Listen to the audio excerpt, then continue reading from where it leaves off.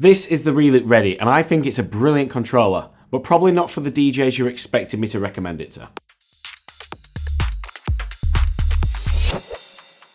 So here we have it. This is the Reloop Ready, and as you can see at first glance, this thing is almost identical in size to this 13-inch laptop that I have here.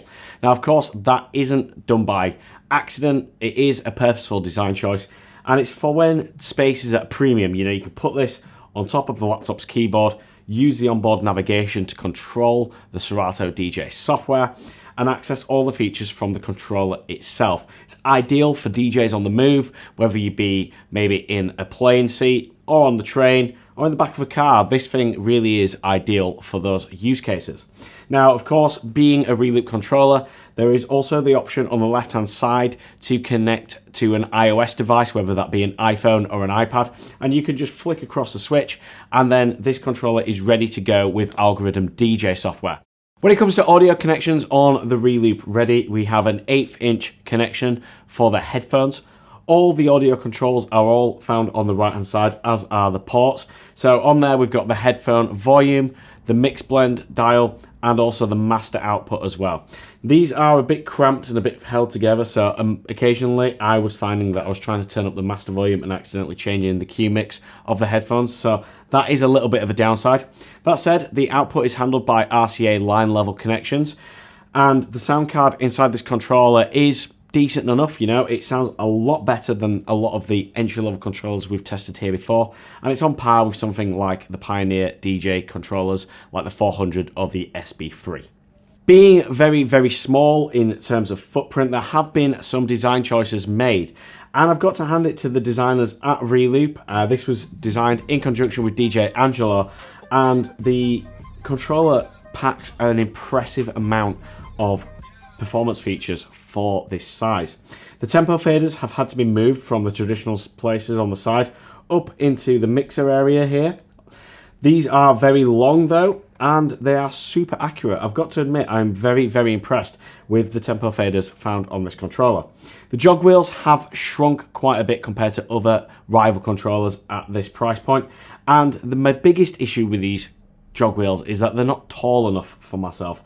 So this side area here where you want to pitch bend is very shallow, and it's easy to catch the top of the jog wheel and cause the scratch action to happen.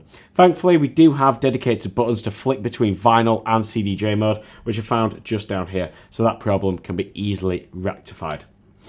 In the mixer itself, we've got two very long up faders. These are great in use, feel very nice. They do feel a little bit cheap, but I've got to admit I'm really impressed by the long throw on them. The Crossfader, however, isn't the greatest unit I've ever used, and I found myself going into the Serato settings and changing the impact cut sharpness, so I had a bit more room because I was finding it was cutting awkwardly when it was pushed up against the side. Moving on to the performance pads, we have 8 RGB pads. Now, having RGB pads at this price point is great. It's something we don't usually see. However, there might be a reason why we don't see RGB pads at this price point. You see, these controllers are powered by the USB connection, and they just don't have enough power to light these pads with any brightness. So, as you can see, this controller is on, those pads are lit up, and at the moment, in this lighting condition in the studio here, they're very, very difficult to see. And I think that's why most manufacturers do stick to just going for one color and brightening that up. That said, these pads are actual pads. There's no button at the bottom of them. There's no click at the bottom of that travel, which is great for performing on them. They're also quite a bit larger than what we got on the Reloop Buddy. And for the size of this controller, I am very impressed that they've managed to squeeze these pads in with such size. You can quite easily double tap on there, perfect for finger drumming. Now, to make this possible, they have got rid of the mode select buttons, so deciding what mode these pads are in is done by this dedicated mode button here, which you hold in and then press on a pad to change the mode. Now, they have been labeled out down on the bottom of the pads. However, this text is a bit dark and it's a bit small, so you will have to get used to where those pad modes are before you head out to the club, because I think that text will be virtually impossible to understand and read in a dark environment. That said, I am impressed with the fact that Reloop have written down on each pad mode what expansion pack or what version of Serato you will need for that pad mode to work. So you can see in the corner it says Pro here and pitch play actually has a pitch and time initials there as well. So if you're clicking on a pad mode and it's not working, you know why, because it'll tell you exactly what you need for that mode to work. Moving on to the EQ section, again, space is at a premium, so we've had to make do with a 2-band EQ system, but we do have dedicated gain controls on the top, so we can control those gain levels when playing out and about. I've got to admit, I'm quite impressed with this. A 3-band EQ would have been preferable, but as space is at a premium, I'm very glad to see they've included a dedicated gain control, because that's much more important in a performance scenario. Below, we have the dedicated browse control. We have the browse wheel, which will go through your tracks. You can click into each area. And of course, we've got the shift button, which will activate the secondary function on any of the buttons. We've dedicated load buttons to left and right deck. High pass, low pass filter down below. And then we come to the pad area.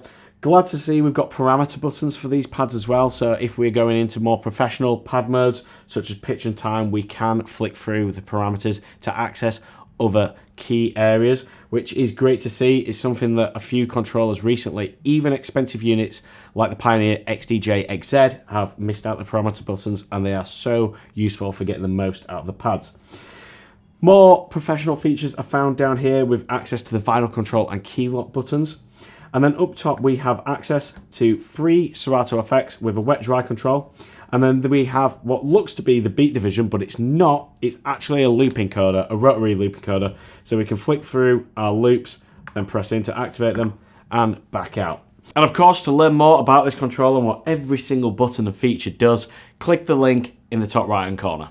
And there we have it. That is the Reloop Ready. Now at £285 here in the UK, this is a bit of an expensive controller for the 2-channel entry controller market. Yes, it comes with Serato DJ Lite, and you do have the benefit of being able to connect it to an iPad using that dedicated iOS port.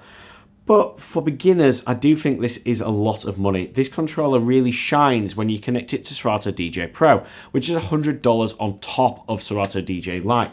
So for that reason, I'm not going to be recommending this to beginners. I do think that you'd be better off spending your money on the Newmark Platinum FX range of controllers, or even the Hercules Impulse 500. However, if you are a professional DJ and you already own Serato DJ Pro, maybe you're a HID user using the CDJs, or maybe you've just got a bigger controller and you're after something to take on the road with you, maybe as a backup solution, this thing is absolutely perfect. Throw a deck saver on it, get it in your backpack, and just carry it around with you. You won't even notice it's there. It's that small and that light. It really is the perfect solution for that type of DJ. At the moment, the only backup controllers of any small size are things like the Newmark DJ To Go 2 Touch and also the Hercules DJ Control Starlight. Now, both of those are severely limited in their performance features, in their layout, and also, most importantly, in their sound quality. This thing has a far, far better sound card in it than either of those controllers. So if you are using it on a bigger setup, on a bigger system, connecting this thing into a mixer will produce a lot less noise and sound so much better than either of those two controllers. So that's what I think about the Reloop Ready. Let us know in the comments below what your thoughts are. Maybe you already own this controller. It has been on the market a little while now. If you've got one of these, let us know, and I'm sure other people would like to know your experiences as well. If you haven't done so already, please do subscribe to the channel. It really does help us out. Give this video a thumbs up, and we'll see you in another video sometime soon. Take care.